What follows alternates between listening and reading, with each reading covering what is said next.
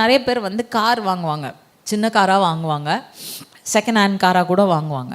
என்ன பண்ணுவாங்க, அடுத்தது என்ன பண்ணுவாங்கன்னா, அந்த காரை யூஸ் பண்ணிட்டு அதை விற்றுட்டு அதில் வர பணத்தை என்ன பண்ணுவாங்க, கொஞ்சம் பெரிய வெஹிக்கிளுக்கு போடுவாங்க. பெரிய வெஹிக்கிளுக்கு போட்டுட்டு அதுக்கு கொஞ்சம் லோன் எடுத்து அந்த லோனை கட்டிட்டா இப்போ கையில் இருக்கிறது என்னது, அடுத்த பெரிய வெஹிக்கிள். கரெக்டாக? கார் வாங்குறவங்களுக்கு இந்த ப்ராக்டிகாலிட்டி தெரியும் நிறைய பேருக்கு. யாருமே பெரிய கார் வச்சு இன்னும் சின்ன சின்ன சின்ன காராக போகிறோம் அப்படின்னு யாரும் போனதாக சரித்திரமே கிடையாது. சின்ன கார் வச்சுருப்பாங்க, கொஞ்ச நாளில் பார்த்தீங்கன்னா நல்ல பெரிய காராக மாறிடும். எப்படி மாறுது, வாங்குகிறான், அடுத்தது விற்றுட்டு அடுத்த நெக்ஸ்ட் லெவல் போகிறான். கர்த்தரும் அப்படிதாங்க.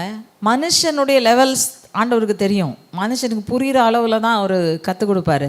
நான் கொஞ்சம் கொஞ்சமாக நான் ஆண்டவர் ஒரே நாளில் உங்களை வந்து தூக்கி ஹைட்டில் உட்கார வைக்க போகிறதில்ல. கொஞ்சம் கொஞ்சமாக பெருக பண்ணி கொண்டே போவார். ஹல்லேலூயா. ஆனால் வளர்ச்சி இல்லாமல் இருக்கவே இருக்காது. கர்த்தருக்கு நம்ம உண்மையாக இருந்தோம், முதற்பலன் கொடுக்கறதுலையும் தசம பாகத்தை கொடுக்கறதுலையும் நான் உண்மையாக இருந்தேன்னா, கர்த்தரை நான் கனம் பண்ணுறேன், எல்லாவற்றுக்கும் மேலாக நான் வைக்கிறேன் அப்படின்னு சொன்னால் கட்டாயமாக நீங்கள் ஆசீர்வாதமாக இருப்பீங்க. ஹல்லேலூயா.